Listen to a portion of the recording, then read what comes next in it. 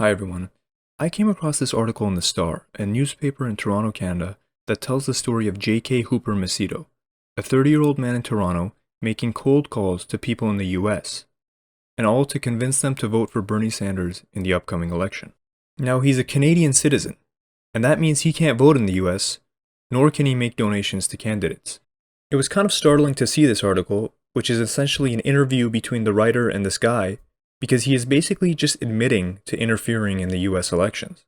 Now, he goes on to justify his actions by saying that Bernie's movement is about humanity and dignity, that he has friends in the US who would benefit greatly from his policies, and a frank desire to strengthen left-wing politics in Canada, seeing the election of Bernie Sanders as a larger part of that movement. But if the conception of US democracy is that of by the people, for the people, is there really a role in that system for someone who is not the people, however well-intentioned he may be? I guess what I'm trying to ask is, in our current state of awareness regarding efforts to interfere in US elections and politics, most notably by the Russian government in 2016, where does something like this fit in?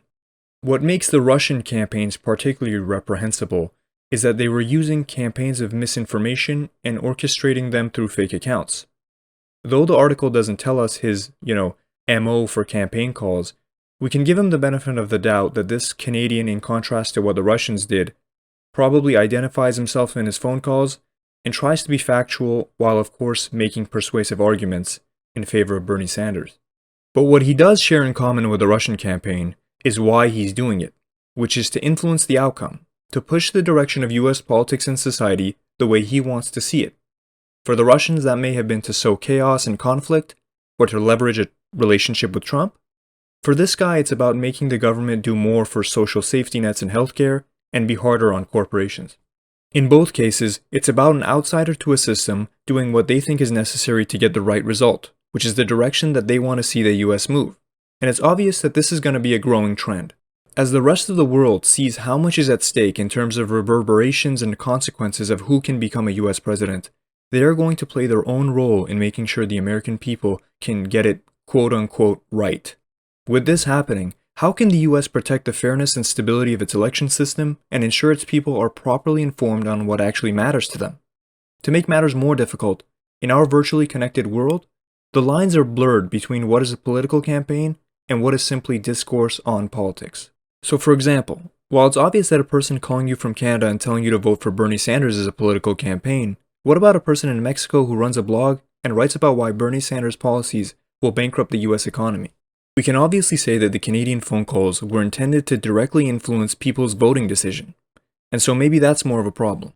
But what if the Mexican blog ends up influencing the voting decisions of 10 times the number of people as the phone calls? Given the fact that a website is always up and running and can be viewed by everyone at the same time, whilst phone calls are limited to one person at a time and require active effort. I think even if we say that the intentions of the Canadian caller represent more serious contempt to keeping our elections interference-free, and therefore demand more resources in handling, the consequences of the Mexican website are a bigger strain on our system. These consequences stem from the nature of information dissemination and consumption online. Though some people proactively seek out different sources of news and information, most people nowadays are getting their information and news from the feeds of the various social media platforms that they use. And what are those feeds? They are the output of the collective sources deemed most suitable for you. This is the culmination of the various pages and posts you have interacted with on your account, because you sought them out and liked, added, subscribed, and followed those sources. It also includes other pages and posts that the platform's algorithm calculates that you would like, based on the similarity to the pages you have actually liked in the past. The combined result of the ability to curate the interests of your feed and recommender algorithms supplementing those choices have created this system where you are able to just keep traveling further and further, for lack of better terms, up your own ass.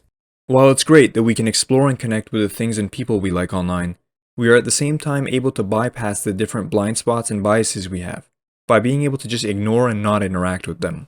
The future of our political, social, and economic discussions and interactions will be shaped by the fact that we keep putting ourselves further and further into our own bubbles, where we only find agreeable topics and speakers. When we do end up running into disagreement or confrontation between differing ideas online, we observe, for example, YouTube comments or Twitter threads, which often take the most extreme and unproductive route of dialogue. To mitigate this issue, One experiment I would like to see social media platforms try is to limit how much users get to see their feed, which they consume and interact with every day. For instance, let's say for once a week, when you open up Facebook, Instagram, Twitter, you are shown either a completely random collection of posts and pages, or what would be the feed of another random user on the platform.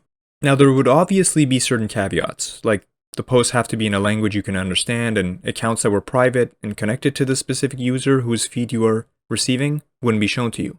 But other than that, the idea is that you are getting a completely different set of sources of information, interests, ideas, people than you are used to seeing every day. Before all the freedom warriors lose their mind, of course you can still search and explore for the stuff you usually like to see on the platform. But you are going to be compelled, by virtue of the ease of looking at your feed organized for you, to look at and consume some of this new stuff shown to you. This experiment is the ultimate embodiment of the idea that you should always have freedom, but you shouldn't always act freely.